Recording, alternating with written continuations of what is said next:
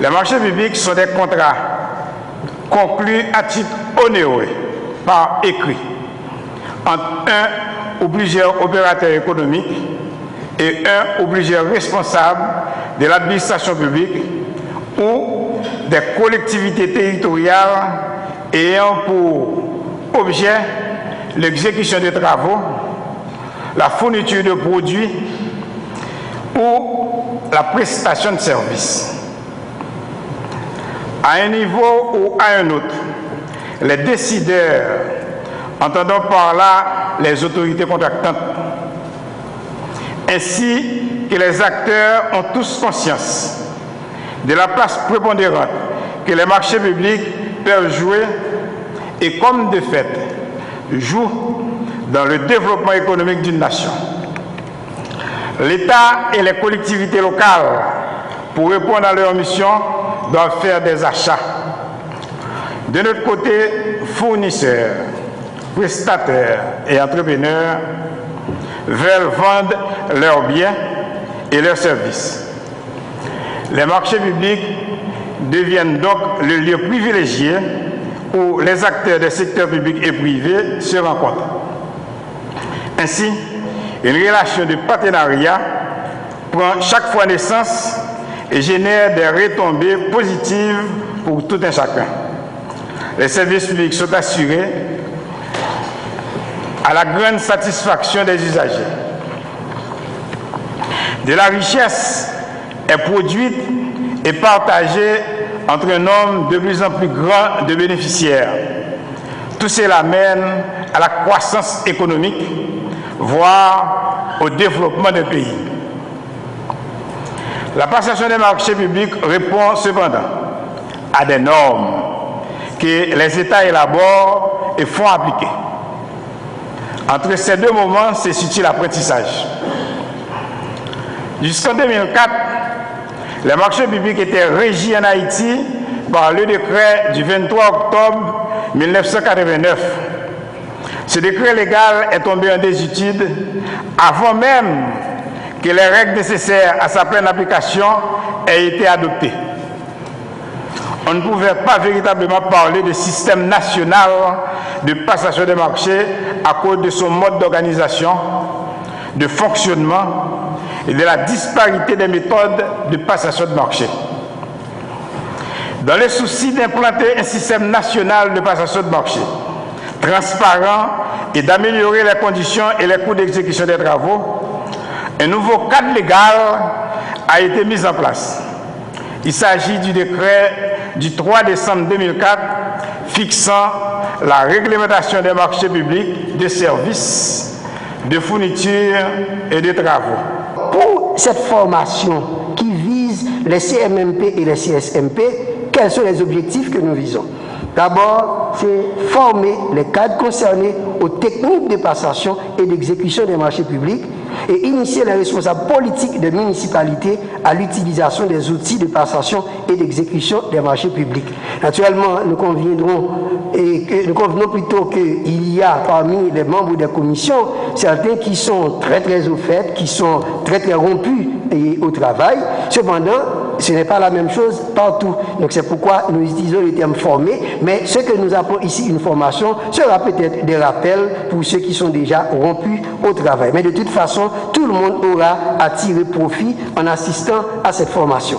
Et les résultats que nous escomptons, les membres des CMMP, des CSMP seront tous compétents, oui je dis bien tous compétents pour monter des marchés selon les règles du l'art, et les responsables politiques des municipalités invitées, eh bien ils seront motivés sur la question des marchés publics.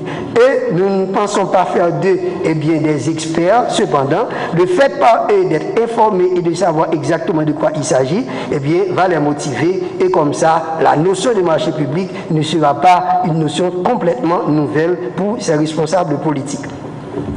À cette formation que nous lançons aujourd'hui sont invités 58 membres de commissions ministérielles du marché public, 102 membres de commissions spécialisées du marché public, 8 responsables politiques de municipalités et 32 cadres techniques appartenant aux mêmes municipalités.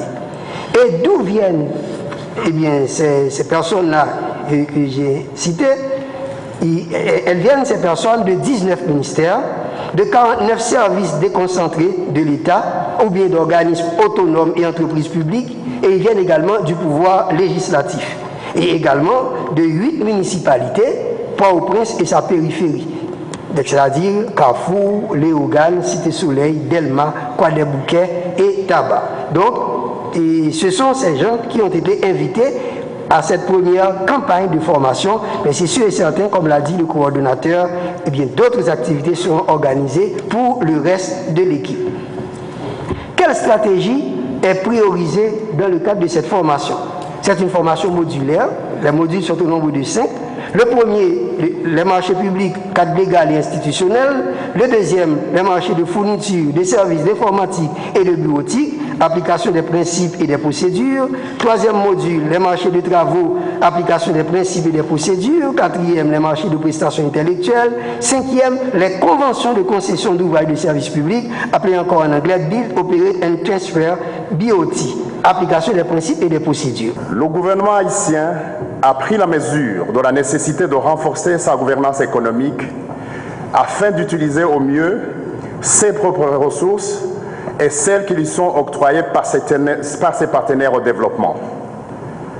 À cet effet, il a entrepris des efforts pour améliorer le cadre institutionnel, législatif et réglementaire des marchés publics pour assurer plus de transparence et d'efficience dans l'acquisition des biens et services par l'État et ses démembrements et minimiser les risques liés à la passation des marchés dont les conséquences peuvent être, entre autres, le retard dans l'exécution des actions programmées, la mauvaise qualité des services rendus, l'augmentation du coût des prestations, bref, la mauvaise utilisation des ressources publiques.